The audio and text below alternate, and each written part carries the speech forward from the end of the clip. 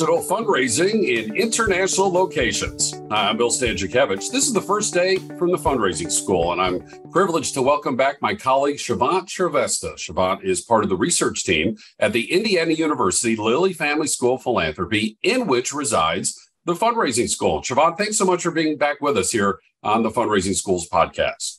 Thank you so much for having me, Bill. This latest topic of discussion with Shivant's expertise is a report that the school has published called Digital for Good. Shivant, first of all, give us some context. What is this study all about?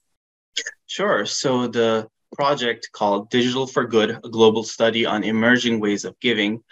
It explored emerging vehicles of philanthropy such as crowdfunding, online giving, workplace giving, donor-advised funds, mobile giving, and other social impact initiatives in 8 pilot countries with various diverse cultures.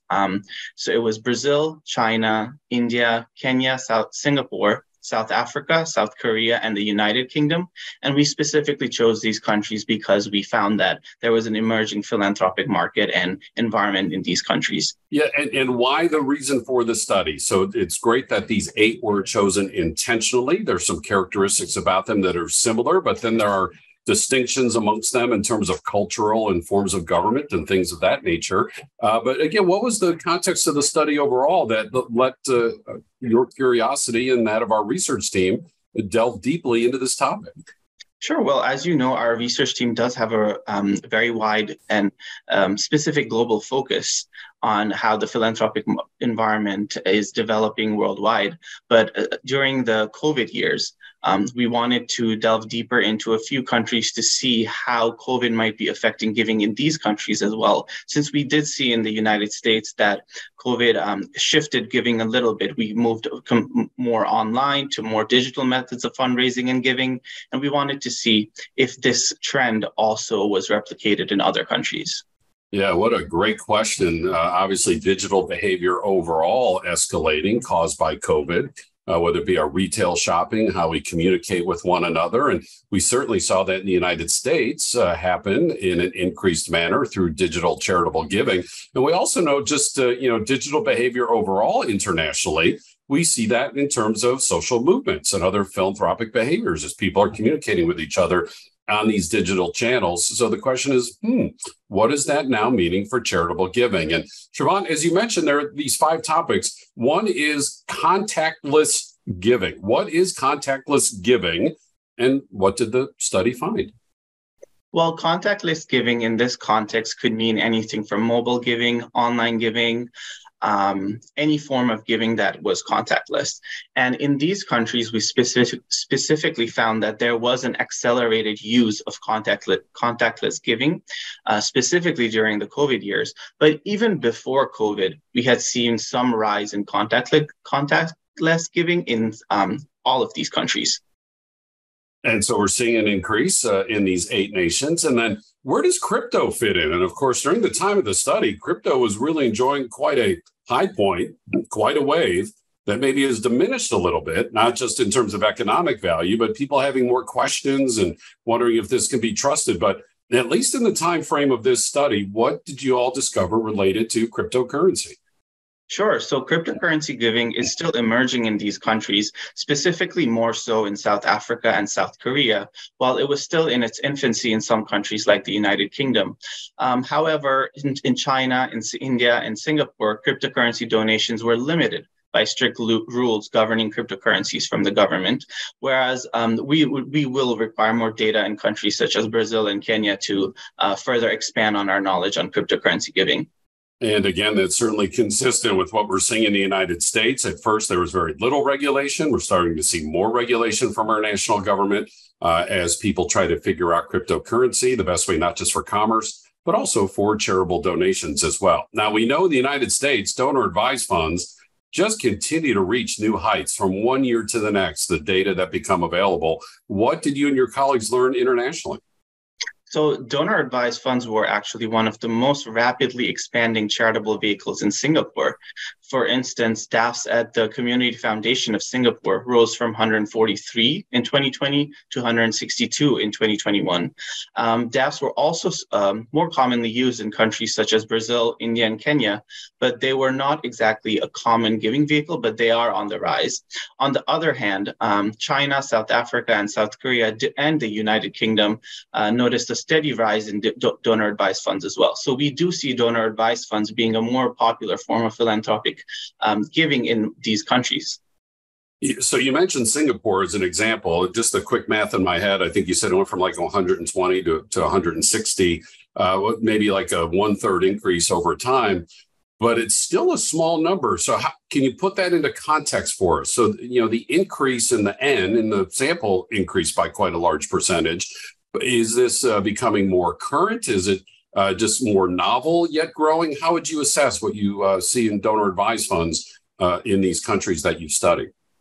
We would say it's novel, but still in its growth phase. And all of these countries being they have pretty international finance markets and also just an international environment. So we do see a lot of different individuals as well as corporations kind of increase their efforts to expand philanthropic giving within these countries, but also across the region. There's no doubt that the momentum is continuing around donor advised funds, not just in the United States, but as we learned from this study, in other locations across the world as well. How about impact investing? We know that, some donors want to see, a financial return as they're making their charitable gift, and all sorts of different arrangements that can fall under this umbrella of impact investing. What did you see in the study? Sure. So the development of impact investing in the philanthropic sector differs from country to country. So the United Kingdom was one of the pioneering countries in our list. Beyond the UK, in India, one of the biggest impact investing initiatives was focused on financial inclusion, which was focused on around low-income citizens as well as other low-income neighborhoods and including them around the initiatives. In China, where impact investing is also well developed at this point, leading foundations have invested a lot of projects initiated by nonprofit organizations and social enterprises.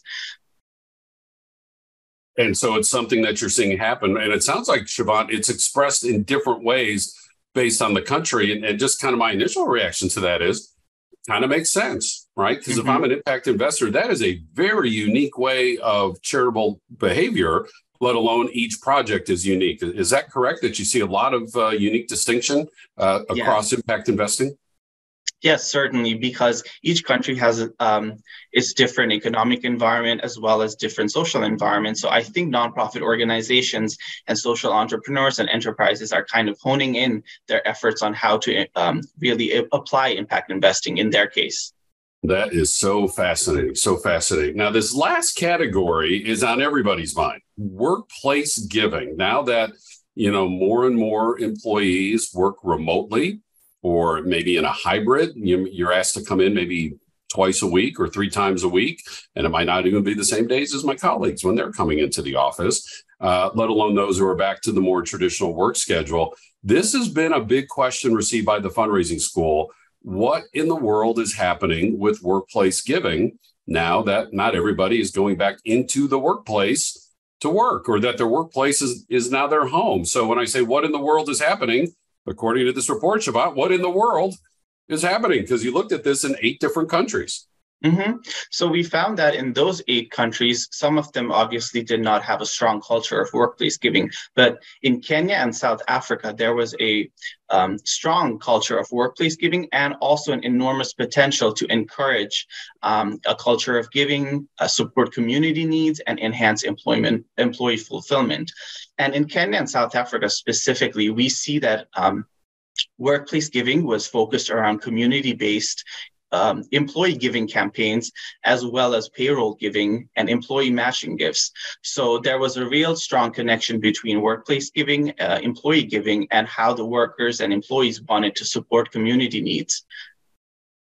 Shivant, as we conclude our conversation here, if we could just kind of take a step back, kind of look at the forest. Now we've looked at the individual trees, kind of look at the forest. What advice do you have for fundraisers? What are maybe some of the more macro takeaways whether I'm fundraising here in the United States, whether I'm doing cross-cultural, cross-national fundraising anywhere across the world. What advice do you have for fundraisers on the lessons learned from these results and from these data that they can apply to their fundraising? Sure. So, I mean, one of the biggest lessons across the board we noticed globally was that digital giving has been adopted at an accelerated rate. So, not just donations inside the United States, but to other countries from the United States might be more digitally facilitated now.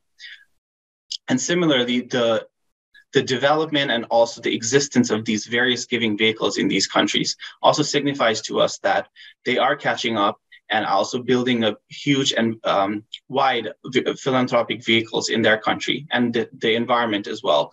So I think there's a huge potential and opportunity for fundraising here and the philanthropic environment here to engage with other countries in a similar way to as what the United States might have been developing for a while. For example, retail giving has been around for a while in the United States, but it's a relatively new concept in Brazil, but it's fast growing. And actually during the pandemic, a lot of retail stores shifted their retail giving online to online shopping. And that was another driver of online giving, specifically during the COVID years in Brazil. What a wonderful synthesis of the research from Shivant Shrestha, wonderful member of our research team at the Indiana University Lilly Family School of Philanthropy, pointing out that while those of us who work primarily in the United States have seen a huge increase in digital charitable giving, we're starting to see other charitable behaviors happening in the digital space elsewhere around the world. And some of them have been around for a while and growing, or Shivant just noted, some of them are new and growing. But it gives all of us in the fundraising profession confidence that digital is a modality that can appeal to more and more donors across this world. And of course, digital fundraising is something that we discuss in our certificate for digital fundraising courses. You take these online. See what we did there? Can't take a course online, can't fundraise digitally, right?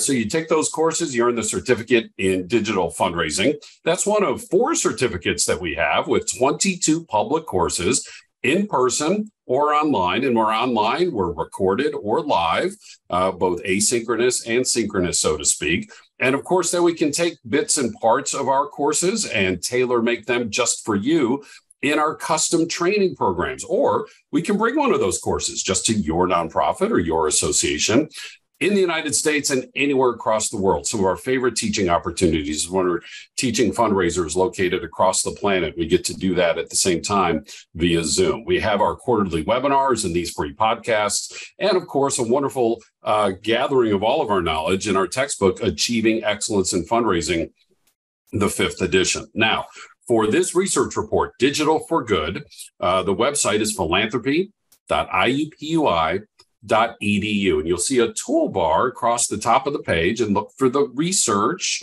tab and click there and find the Digital for Good research study. For the fundraising school, you go over just a little bit on the toolbar and you'll find the fundraising school. Again, the website, philanthropy.iupui.edu. I'm so grateful to my colleague Shivant Shrestha for joining us today to give us insights on this very important study. Our producers are Mike Anthony and Jennifer Boffman. I'm Bill Stanczykiewicz, and now you are now more fully informed on this first day from the fundraising school.